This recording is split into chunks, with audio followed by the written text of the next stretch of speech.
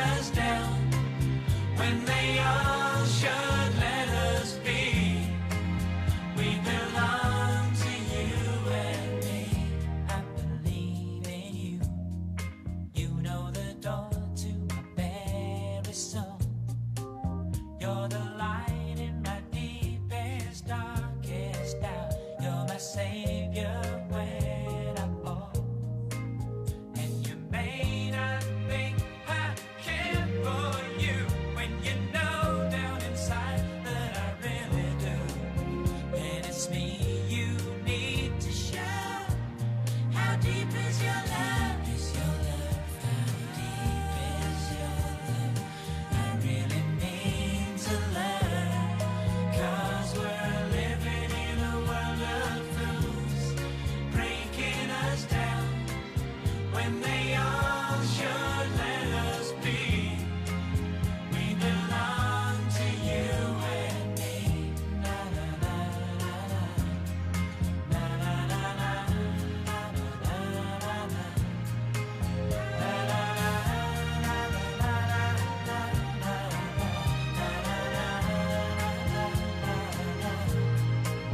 When you come to me on a summer breeze, keep me warm in your love, then you softly leave.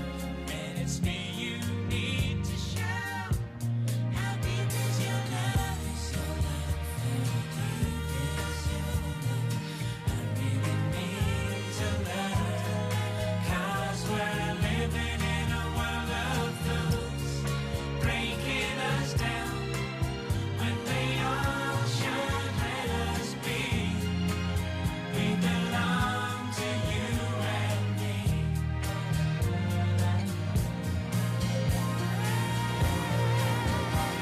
deep is your love? How deep is your love? I really mean to learn.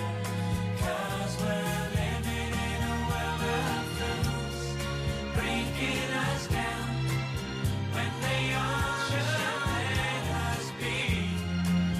We belong to you and me.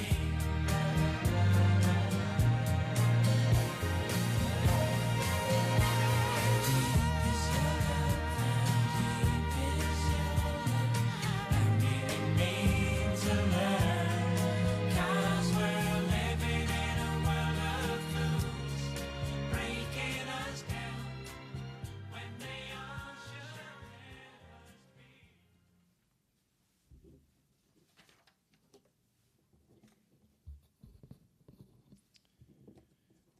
Okay. Thank you for everyone for joining us here today, here in Bulli or watching via the broadcast service. So for those of you that don't know me, my name is Bjorn. I'm John's eldest child and I'll be emceeing the service this morning. So John, dad to us, was very clear on many things around his funeral. He wanted someone from the family to MC and for the speeches to be from family members. Family was everything to him, and a familiar send-off meant the world to him as he neared the end. Another thing he wanted, short speeches. So I can remember advice he gave me early on in life, and this is a direct quote from him. Any speech that's worth saying and worth listening to can be done in less than 3 minutes, like pop songs. So we'll endeavour to follow this advice with a series of short but very poignant speeches, including his own shortly. The last thing he wanted was for it to not be too sad. So the last 20 months was sad, but in the 65 years before that, and even during the last 20 months, he lived an amazingly full and satisfying life. We don't have time today to do an Icelandic saga or a chivalric tale for him, but he could certainly fill them with his own epic narrative. Throughout these speeches, remember him as you usually saw him, above all, kind. At the end of the service today, after we've carried John out, we welcome everyone to join us for refreshments, and following that, the burial will be at the Bulli Cemetery down on Carrington Street in Bulli at around 11:45. So following the burial today, the family welcomes anyone who's keen to spend some time with each other and with the family to join us at John and Maureen's home which is at 38 Campbell Street, Woonona, and I'll close the service with those details again. So starting with John's life, born to his English father Eric, known as John. You could tell how important John was, that his dad referred to himself as John and called his elder son John, and his German mother Brigitta. Born in southern Rhodesia, John lived and travelled the world throughout his life.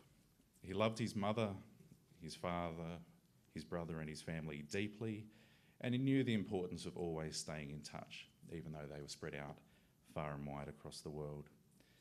He grew up in London with a very happy childhood, but very rarely described himself as English, being international by birth and by experience.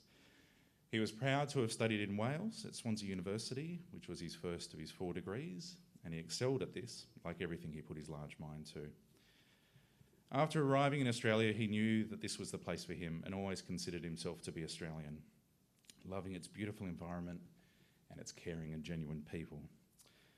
Early on, he lived in Newcastle, and little did he know that the love of his life was also from Newcastle, though it wasn't until they were working at Wayland High School and living in a split house so close that they actually shared a wall that they met and fell in love. And their relationship actually started with Maureen asking in a staff meeting whether they lived in the same house, and Dad, in all of his pragmatic glory, quickly thinking of the practicality of carpooling. Had he taken the initially offered job at Ulladulla, so he learnt in time that it was pronounced Ulladulla, then that posting at Wayland would not have happened and his story would have been very different. He always reflected that his life was perfect and stemmed from the fact that and many other fortuitous decisions had been made along the way. John was defined by his love for Maureen, together since 1975 and married since 1979. They lived across the western suburbs of Sydney before settling in the Macarthur area and then, for 37 years, Razorback. It is testament to their love that they both wanted to live in a tranquil rural setting, and the only contention was whether to buy a 5-acre or a 25-acre block. So that was an idyllic setting for raising their family, sharing it with his family from Europe and South Africa when they visited, and eventually sharing it with their grandchildren. They also shared it through the many dinner parties with their friends over the years. So John was always a firm believer in the quality of friends over the quantity of friends, for which he was very, very spoiled. Family was so important and Razorback so central to this that it was years into retirement before they made the move down here to Woonona.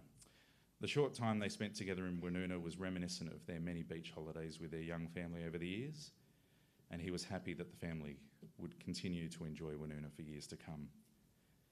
As a teacher, he taught at many schools over the years, though his fondest memories were of his colleagues, students and communities of Elderslie, Ambervale and Camden High Schools.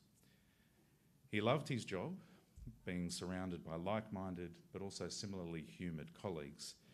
He didn't like the system, but that showed the disconnect between what John believed was possible and where society's focus was. So we have a number of speeches this morning, including his own, that will talk about who he was, what he loved and what he valued. So please think of him in your own special way as we step through the celebration this morning. And we'll start with a farewell to everyone from John.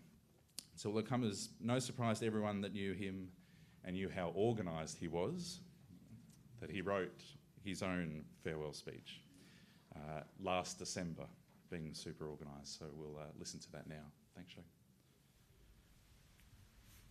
As a principal, every year I had to provide farewell speeches for years 10 and 12 students.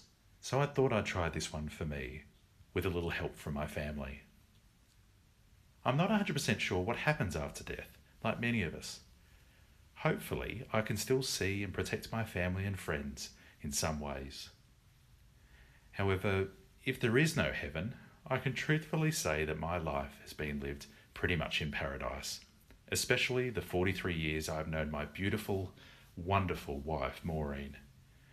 I had a very happy childhood when heaven to me was seen as having an endless supply of comics to read and adventurous encounters with the natural world.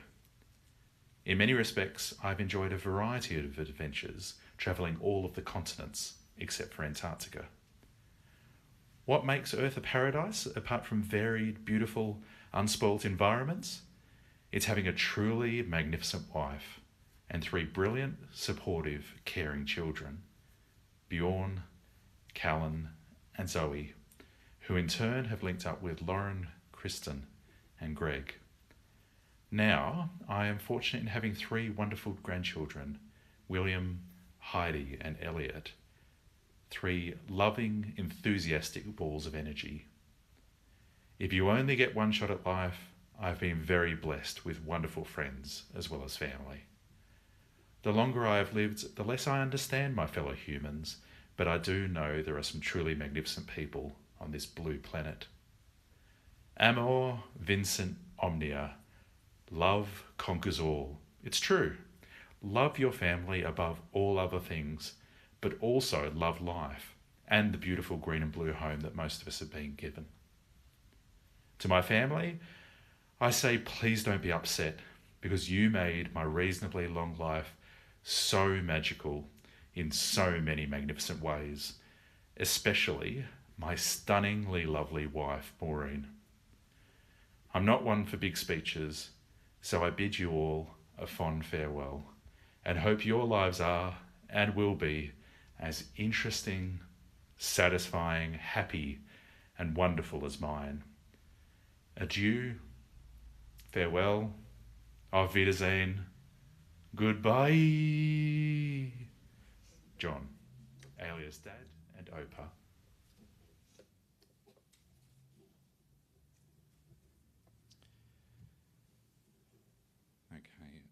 A farewell to John from Maureen. So John was defined by his love for Maureen, as Maureen is by her love for John.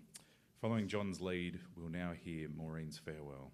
It is a testament to her love that she chose the words that she did in writing this speech, and also a testament to her strength and resilience that she was able to deliver this speech. From my earliest days with him, John has been my earth, my sun, and my sky. John opened my somewhat naive and certainly limited young mind to a much larger and more interesting world. He shared with me from the outset his knowledge and thirst for a greater understanding of what puzzled and intrigued him. Our travels together were never just about relaxation and appealing landscapes.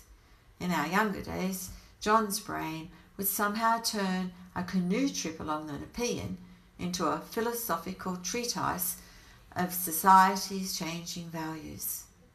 A holiday to Papua New Guinea and the Trobriand Islands became an opportunity to understand how far removed we are from what is important in life. John's enthusiasm for life, his wealth of knowledge, his love of people and the natural environment meant that he not only made a wonderful partner in life, but a much loved and respected teacher. He was a natural, a born teacher. Many, many times John has stated that being a father to our 3 wonderful children, Bjorn, Callan and Zoe, and later on an Opa to our delightful grandchildren, William, Heidi and Elliot, brought the greatest happiness. John was a family man first and foremost. He loved his family above all else. From the outset, John used his teaching skills to enrich the young lives of his own children. Bedtime stories provided opportunities to introduce Greek mythology. Car trips were not just about geography, but also a chance to encourage their storytelling. Little squabbles were settled with allusions to philosophy. John did everything with great gusto, and so birthday parties meant he thought in advance about the puppet shows that he would put on. Always a well-prepared teacher, he made sure that the wolf didn't go too far, although at least one regular young member of the audience would not have agreed. John was a fine human being, and by example did a lot of good. Our children have many of his best attributes, and with good reason. He was always been very, very proud of them. As sad as I am consoled as I see my John in each of them.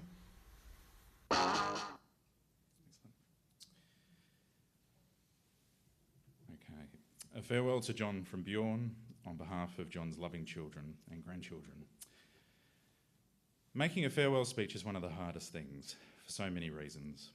beyond the raw emotion, the grief, and the painful loss, it's also hard to do justice, to summarise someone like Dad, John Jarvis, in minutes, especially 3 minutes. For instance, all of us will remember and cherish him for different facets of who he was. You may remember him today as a husband, a father, a grandfather, a son, a brother, a friend, colleague, boss, mentor, teacher, historian, anthropologist, family historian, diarist and chronicler, weather aficionado, environmentalist, gardener, hobby farmer, tree surgeon, beach lover, author, storyteller, painter, football player and football fan. He's a fan of Tottenham Hotspurs, a linguist, a traveller, a lover of Australia and its glorious environment and people, cameraman, movie critic, air guitarist, technology lover and technophobe, a progressive thinker who was very socially conscious, a trivia buff, a board game lover, and a lover of walks and bushwalking, and a list too long to do justice to today. All of us will grieve in our own way. For me, I will be sad about the conversations we never got to have and the experiences we never got to share, but I will be truly grateful and glad for the ones that we did have. He was magnificent, and we're all so blessed to have had the time that we did with him, whether it was decades, years, or months. Hold on to those memories. I'll leave you with a quote that I know resonated with Dad.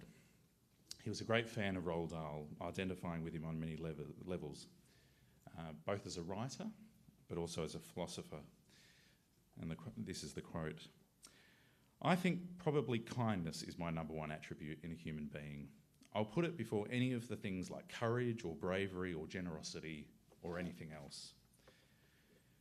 So if we can all share kindness with each other today and in the times to come, and share that with others we know and others we don't yet know, and share that kindness with the environment, I think Dad, John, Opa would be very happy.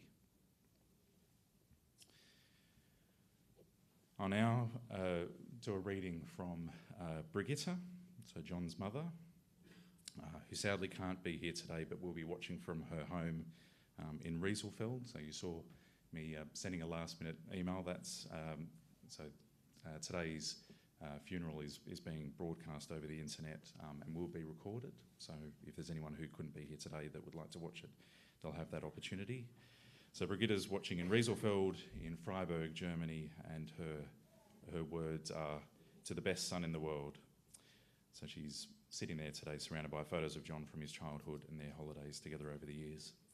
Her words read, "To the best son in the world, our bond of love is unbreakable and you will always be in my heart. Love, Mum." Andrew's brother in South Africa also couldn't be with us today, and he'll also be watching over the broadcast, and he asked me to read a short speech from him titled "A Good Man." John was a good and very special person to all he knew. A good son, a good husband, a good father, a good grandfather, and a good brother to me. We were always far apart, but always close whenever we met. So we'll now hear the first of two poems that Zoe, John's daughter, has written. So writing was always something John loved and prized as a virtue, and something that all of his children have carried on. So Zoe will now read you a poem which she read to John last Friday, shortly before he passed away.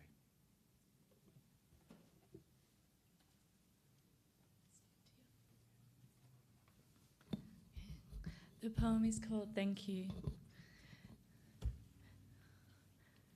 Thank you for all your stories, fairy tales from real history, our times in the garden, sharing your knowledge of plants.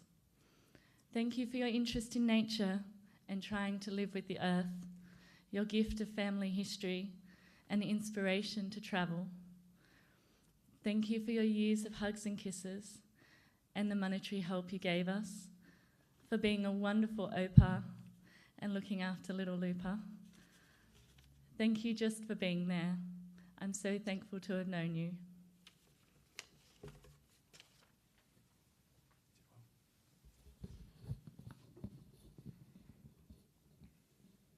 Okay. So one of John's many passions was audio-visual media, which may have been his career path had he not become and stayed a teacher. For someone who liked being on the other side of the camera, it's amazing just how many incredible photos there are of John. So if you have any that you would like to share with the family, please do. John would have loved that moments and memories were captured for others, especially for future generations to see. For now, please enjoy this selection.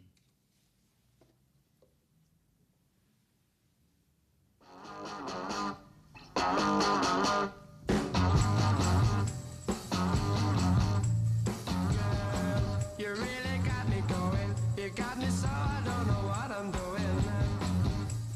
Yeah, you really got me now. You got me so I can't sleep at night. Yeah, you really got me now. You got me so I don't know what I'm doing. Oh yeah, you really got me now. You got me so I can't sleep at night. You really got me. You really got me. You really got me. See, don't ever set me free.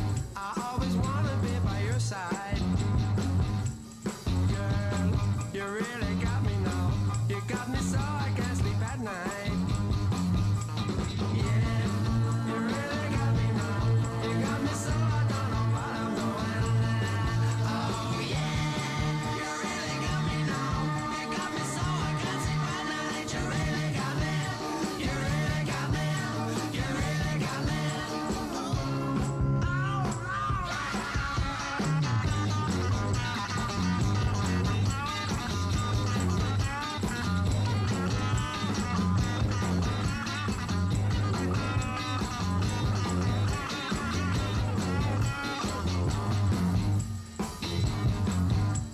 See, don't ever set me free.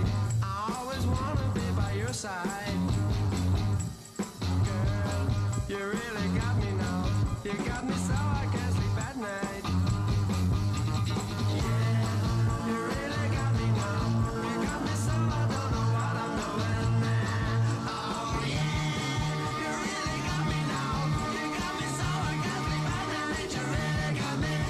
You really got me. You really got me.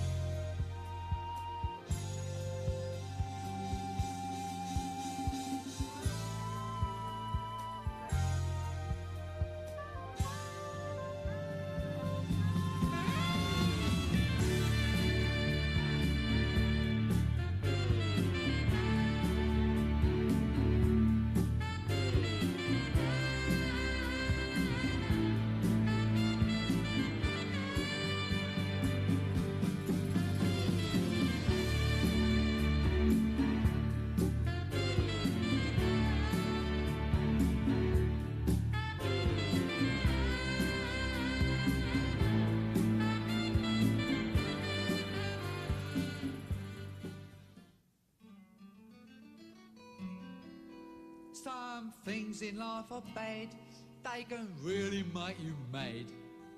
Other things just make you swear and curse. When you're chewing on life's gristle, don't grumble, give a whistle. And this'll help things turn out for the best. And always look on the bright side of life. Always look on the light side of life. If life seems jolly rotten, there's something you've forgotten, and that's to laugh and smile and dance and sing. When you're feeling in the dumps, don't be silly chumps. Just purse your lips and whistle, that's the thing. Hey, Always look on the bright side of life. come on.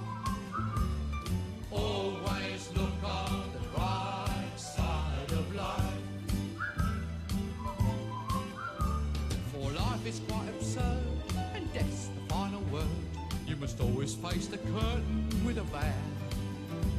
Forget about your scene, give the audience a grin. Enjoy it, it's your last chance anyhow.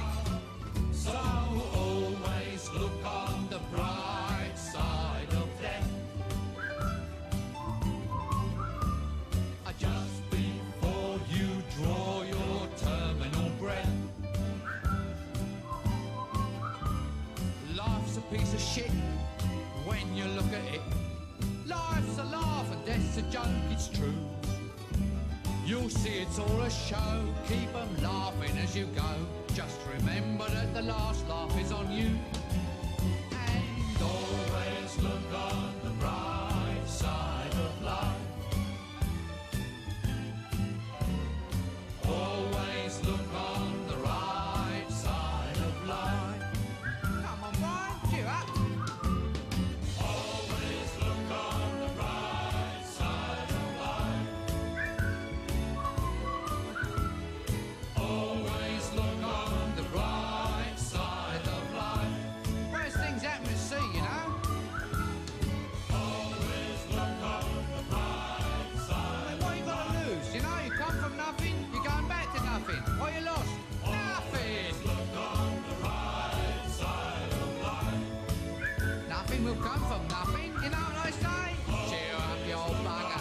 Come on, give us a quiz. There you are. See? It's the end of the film. Incidentally, this record's available in the foyer. Somewhere's got to live as well, you know. All right, it's a lot. Let's get this place off there. Change this man within 3 weeks. You think pays for all this rubbish? Never make the money back, you know. I told him. I said to Bernie, I said, they'll never make that money back.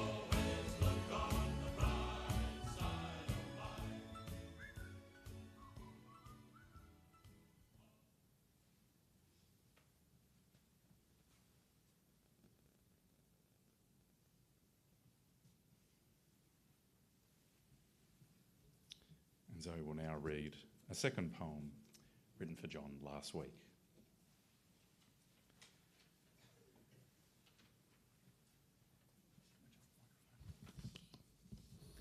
This poem is called He Left Today. The moon shines through the window on me as I lie on his side of the bed, next to my exhausted mother, listening to her tired snores. He left today. He was breathing and listening to us. A tear rolled down his cheek as he heard the poetry of our lives aloud. I was too distressed to speak. Then he listened as I talked on the phone about his death being near, and then I left the room. With my mother's permission, he took his very last breath, and when I came into the room again, he had already left.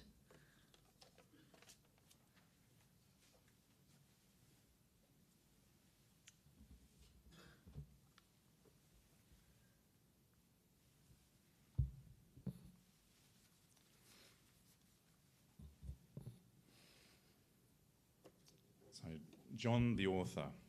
So, I'll now read you an excerpt from his book. So, some of you may not have known that John was a passionate writer. Many of you did.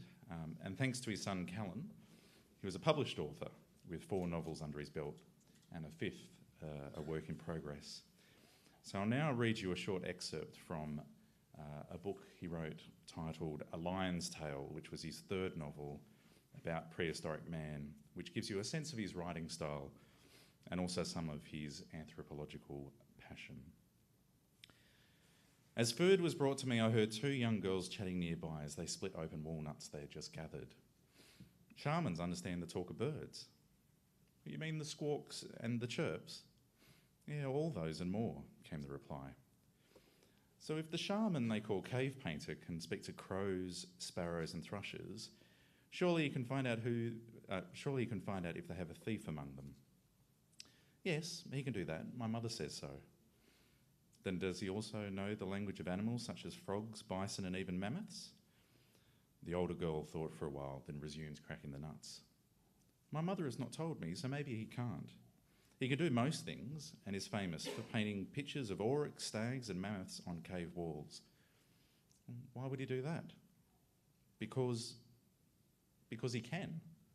This reply seemed to please both of them, and they gathered the kernels and made for the shore of the lake. Much can be learned from the gossip of women, however young. Perhaps I should do less hunting and more listening to women. I think the line, because he can, perfectly sums up John, a man of many passions and many talents. I'll now read from a different book, so one of his diary entries. So earlier I described John as a chronicler as well as a historian. So this was because he kept a diary and actually kept up writing a summary of the day throughout his life right until the end. And this was in addition to the many letters that he sent to his parents over the years, at least once a week, that also chronicled his life, and the many emails that he sent. So in this diary entry, or in all of his diary entries, he captured what was happening in the family and also major events and football results and the weather and all the things that were an important record for John.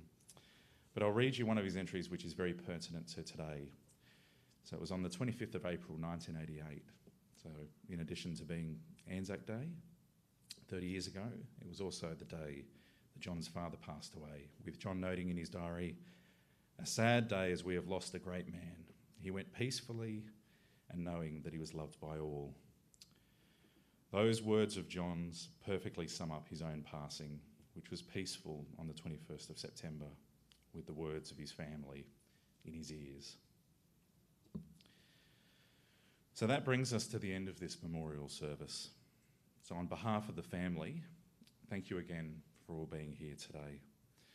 John would have been chuffed with the sheer volume of human love and emotion that you have shown today and over the past week, and really appreciative of the support that many of you have provided to Maureen and the family. While it's a sad day for us all, we look forward to sharing some happy memories of John today, either shortly over refreshments or later after the burial at 38 Campbell Street, Woonona, which is only a few minutes away from here. I would now like to ask you to all stand as the pallbearers carry John out. If you want to say a goodbye or a prayer, now would be a good time to think it or to whisper it. Thank you.